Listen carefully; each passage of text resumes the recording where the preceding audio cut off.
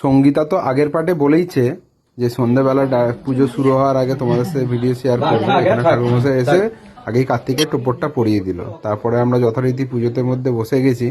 ঠাকুরমশাই তার যে সমস্ত নিয়ম কানুন সমস্ত কিছু ছিল সেগুলো আমাদের প্রথমে বুঝিয়ে দিচ্ছিল। এরপরে শুরু হয়েছিল আমাদের পুজো পর্ব। বাড়ির পুজোর মজাই আলাদা।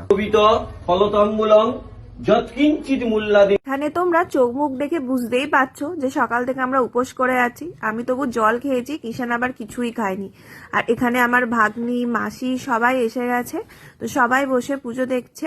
আমাদের কার্তিক পুজো কিন্তু 1 প্রহরেই হবে, অনেকে 4 প্রহর করে, বাট আমরা 1 প্রহরই করব। আমরা 7টা থেকে পুজোয় বসে পড়েছি, মোটামুটি 10টার মধ্যে হয়ে যাবে। দেখতে দেখতে পুজো প্রায় শেষের পথে চলে এসেছে। আমাদের হোম হচ্ছে, হোমের পরেই পুজো শেষ হয়ে যাবে। আস্তে আস্তে আমাদের বাড়ির সমস্ত লোকেরাও চলে এসেছে। পুজো প্রায় শেষ পর্বে, পুজো শেষ হলেই সকলে একসাথে খেতে বসে যাব। আজকে আমরা ভীষণ টায়ার্ড, দেখা হবে নেক্সট একটা পর্বে। টাটা।